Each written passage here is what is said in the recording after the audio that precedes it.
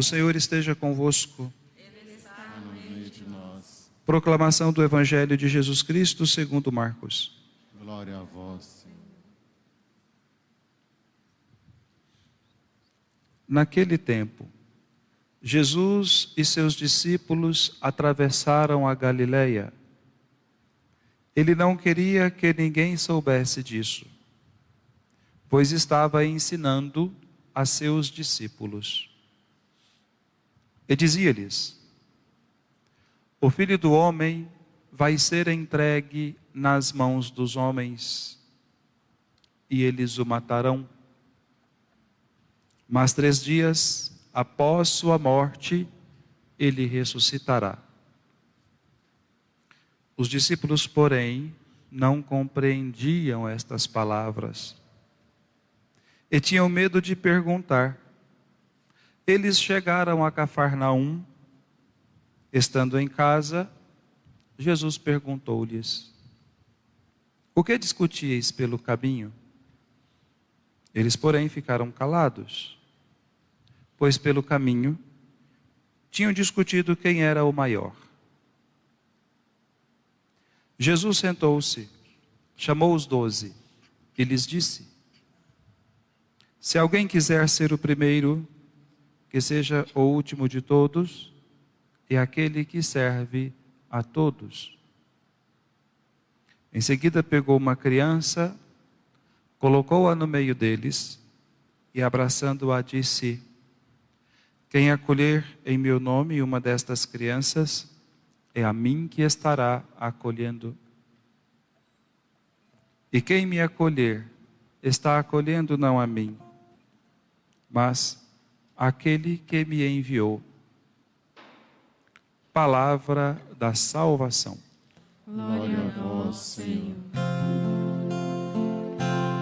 É o Senhor quem sustenta a minha vida.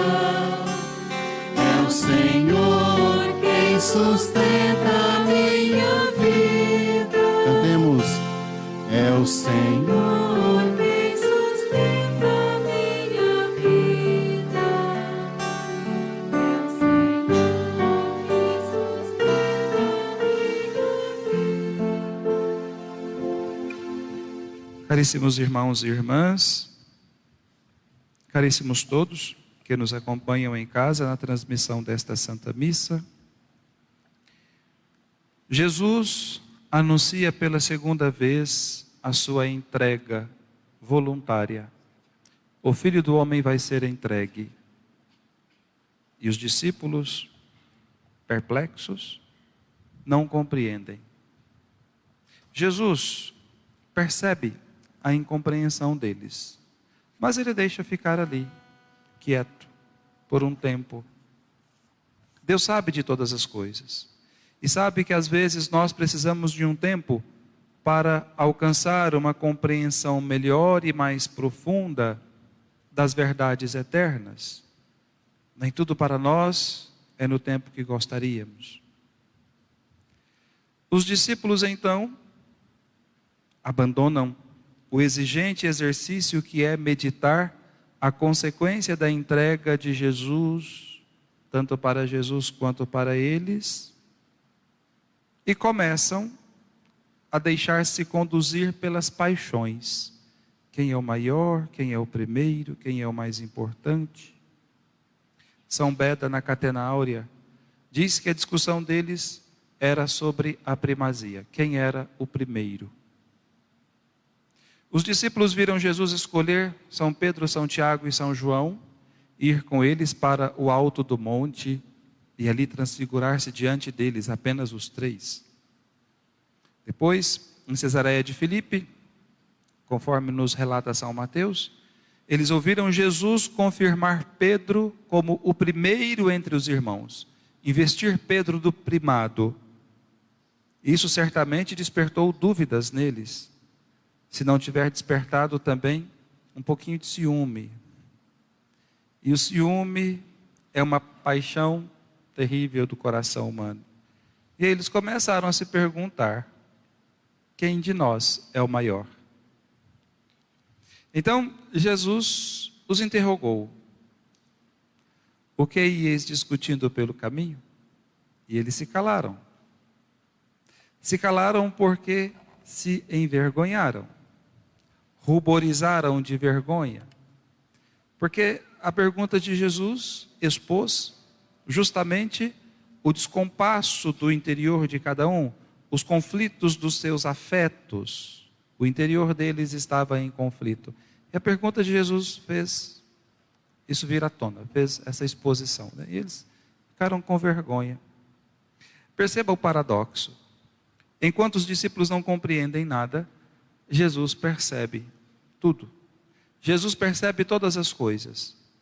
E delicadamente vai instruir os discípulos então sobre uma virtude fundamental que eles precisam adquirir para que possam compreender o escândalo da cruz. A cruz será de fato um grande escândalo. E essa virtude que eles precisam adquirir é a virtude da humildade. Também nós precisamos adquirir essa virtude. Por isso ele toma uma criança. E diz uma tradução da Sagrada Escritura que Jesus tomou a criança e a colocou sobre seus joelhos. Esse gesto de Jesus pode se enquadrar como um dos grandes gestos proféticos dos profetas de Israel, quando significa que ele é o pai e a criança, os humildes, os pequenos, os homens. Então Jesus com esse gesto está dizendo que Deus em seus braços acolhe todos os pequenos, os últimos, os esquecidos, os marginalizados, os humilhados. Mas logo em seguida Jesus diz aos apóstolos: aquele que me acolher como uma criança. Então, veja que ele pede que os apóstolos façam a mesma coisa. Os discípulos devem tomar seu lugar e acolher em seus braços os homens de todos os tipos, os pequenos de todos os lugares. Nesse gesto profético, Jesus demonstra a razão da encarnação, da paixão e da morte do Filho de Deus. O modo como Deus se rebaixou para elevar o homem foi fazendo-se homem, para tocar a carne do leproso e curá-lo, tocar a língua do mudo e soltá-la, tocar os olhos dos cegos e abri-lo, e dizer à mulher adúltera: vá em paz, e de hoje em diante, não peques mais. Assim os discípulos deveriam viver, abrindo os olhos dos cegos, descerrando os ouvidos dos surdos, soltando as línguas dos mudos, acolhendo todos os homens que encontrassem, e não brigando entre si por posições, por poder, por primado, ou por qualquer outra coisa, ou fama, ou prestígio, ou privilégios. Mas eles deveriam viver imitando a humildade divina, que se rebaixou para elevar o homem, a fim de dar ao homem a suma dignidade de filhos, como diz a primeira carta de João.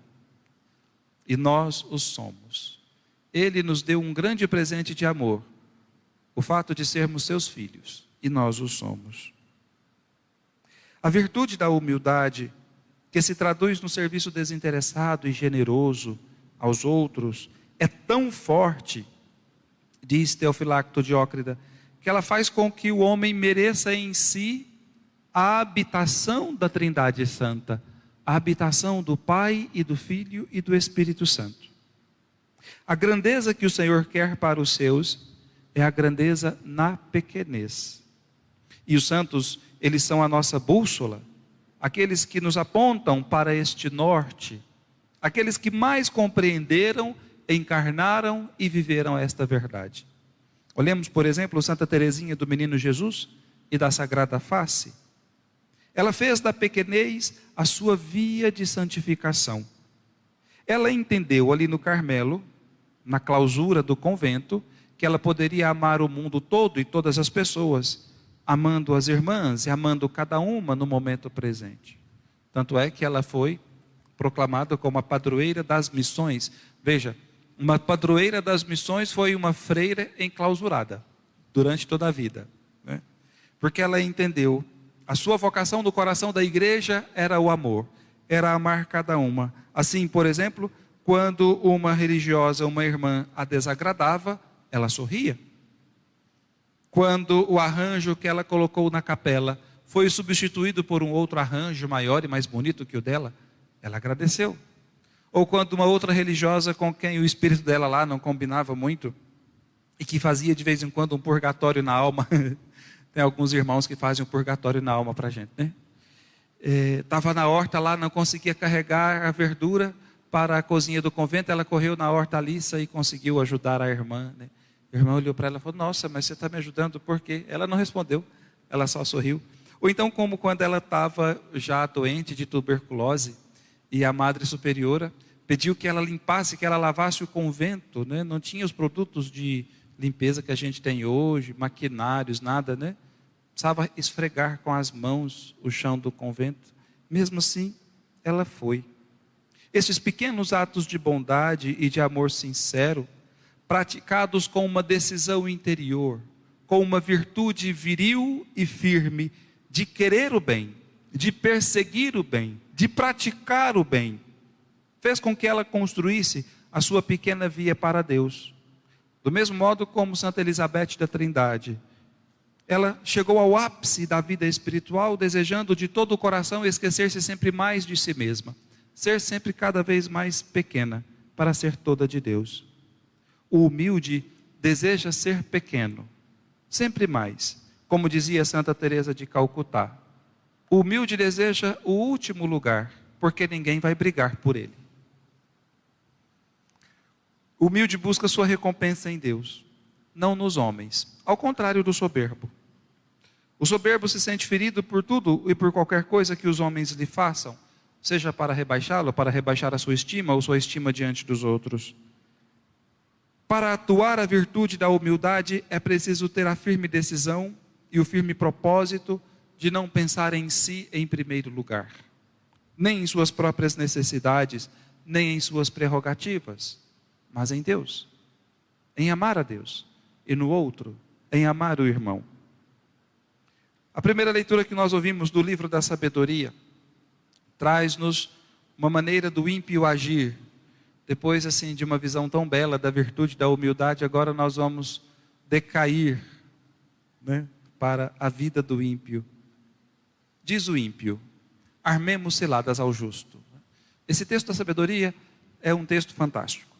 Diz o ímpio: armemos ciladas ao justo, porque sua presença nos incomoda. Certa vez, numa homilia, o padre Joaquim Cavalcante dizia exatamente isto. Quando alguém de Deus, quando uma pessoa de Deus que caminha na fé e na virtude, se aproxima de alguém que, digamos assim, que é um filho das trevas, chamemos assim, grosseiramente, de filho das trevas, alguém que está habituado a viver nas trevas do pecado, aquele que vive na luz incomoda, não precisa nem abrir a boca.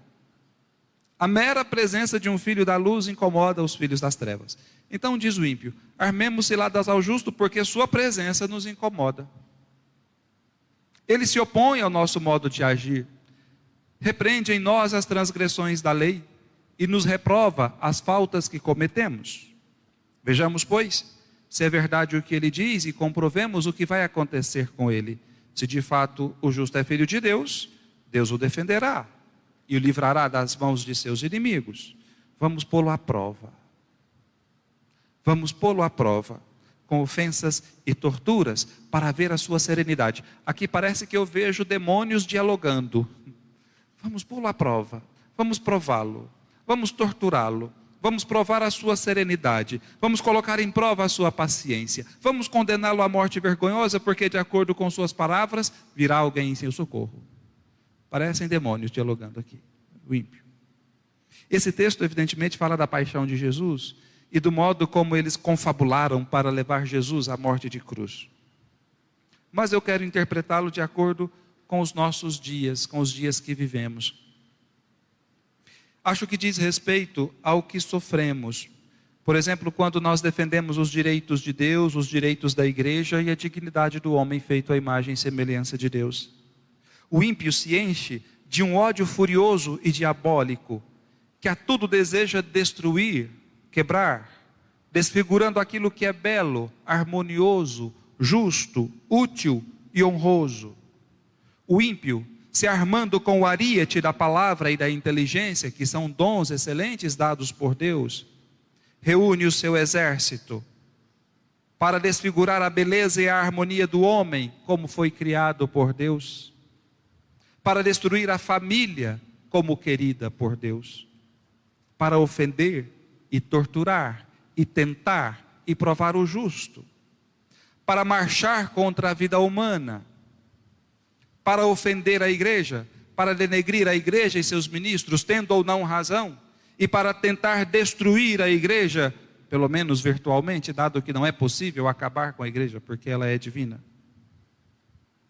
O Papa Emérito Bento XVI, em 2013, dizia que o martírio deste tempo é o martírio da ridicularização. Está em voga na cultura, a cultura do cancelamento, que atesta exatamente isto. Um jornalista da BBC, um veterano jornalista da BBC, chamado Roger Bolton, disse o seguinte: qualquer um que se oponha, por exemplo, ao casamento gay ou à fertilização in vitro, é tratado na redação, tomada por humanistas céticos e por liberais, como um louco por causa de crenças religiosas. E esse é o arroz com feijão do nosso tempo.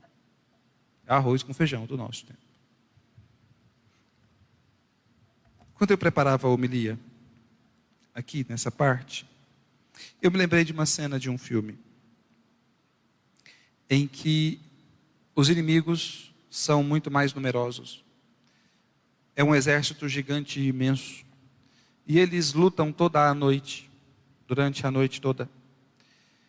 E no último momento de desespero, os heróis deverão sair para enfrentar os inimigos, mais uma vez.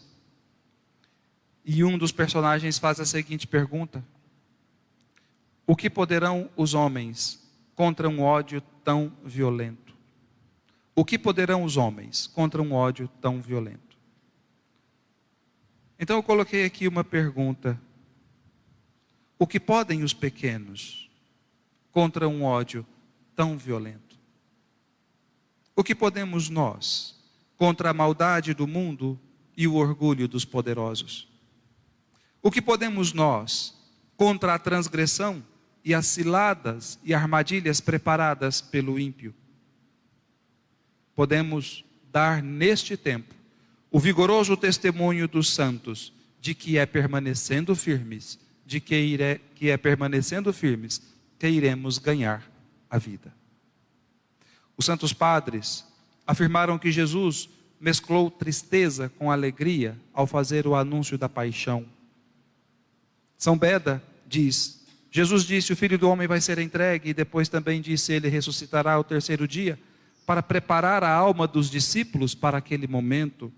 Teofilacto Diócrida diz que foi para que nós aprendamos que depois das angústias e das tristezas vêm as alegrias. Mesmo assim, diz-nos o Evangelho, os discípulos não compreendiam. O católico Tolkien diria que o Cristo é a eucatástrofe da história, que começou bela, alegre e pujante com Adão e Eva no paraíso. Passou pela catástrofe do pecado e pelas consequências do mal e do pecado disseminado no mundo, e terminará na alegria do retorno triunfal do Filho do Homem. A história do mundo, caríssimos irmãos e irmãs, depois do pecado original, tinha tudo para ser uma tragédia com um fim catastrófico. O homem deixado em estado de natureza não é o bom selvagem pretendido pelo iluminismo, por Rousseau, pelos franceses. Ele está muito mais para ser lobo do próprio homem, déspota e algoz do seu semelhante, como constatou Thomas Hobbes. Neste homem, dizia São Tiago na segunda leitura, a inveja e rivalidade, desordens de todo tipo e toda espécie de obras más. Assim é o coração do homem, por causa das paixões, justamente das paixões que estão em conflito dentro do homem. Mas esta história, que tinha tudo para terminar em uma catástrofe, sofreu uma intervenção de Deus, que irrompeu em seu meio, para levá-la a um fim bom. Deus veio encontrar o homem. que decaído pelo pecado estava abandonado à própria sorte, e redimi-lo. E neste seu ato, Deus fez o demônio passar uma raiva imensa. Porque Deus construiu no coração do homem a fagulha da esperança. A coisa que o demônio mais odeia, a esperança. Pouco a pouco Deus foi revelando o seu projeto para salvar o homem e sua natureza decaída. Assim ele mesmo se tornou homem para fazer-se um com os homens, para levá-los pouco a pouco, paulatinamente, a compreenderem que para viver é preciso morrer, que para ganhar é preciso perder. Vindo ele mesmo a perder aquilo que para o homem é o seu bem mais precioso, a vida. Quando ele entregou a vida, os seus companheiros deprimiram, entristeceram, fugiram, se trancaram dentro de casa frustrados, achando que tinha acabado tudo. Mas nós somos felizes porque há um mas. Mas ao terceiro dia, apareceu-lhes glorioso, ressuscitado, vitorioso. Então tudo se fez novo. Os seus corações se encheram de novo com aquela fagulha de esperança e com a certeza de que eles não estavam mais sós. Mas eles mesmos sabiam que eram pequenos demais em um mundo muito vasto e muito grande. E nós também temos essa mesma experiência.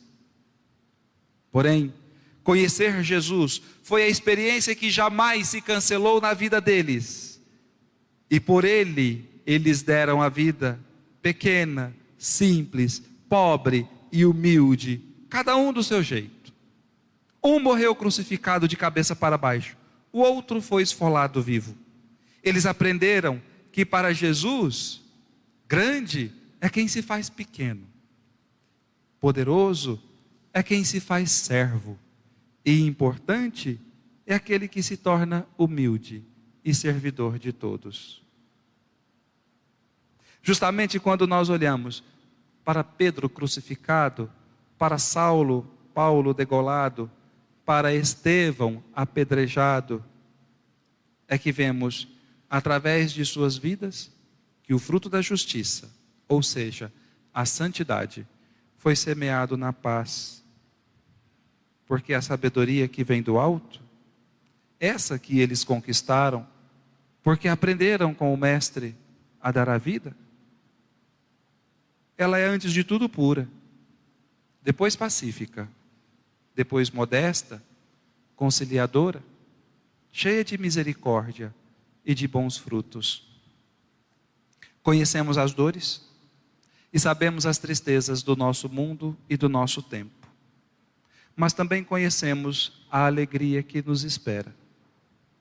Que esta Eucaristia, irmãos e irmãs, fortaleça a nossa fé, alimente a caridade e justifique nossa esperança naquele que morreu e ressuscitou e junto do Pai é nosso eterno intercessor. Imolado já não morre, e morto vive eternamente. E nele, como dizia Dom Henrique Soares da Costa, nós iremos viver eternamente. Louvado seja o nosso Senhor Jesus Cristo.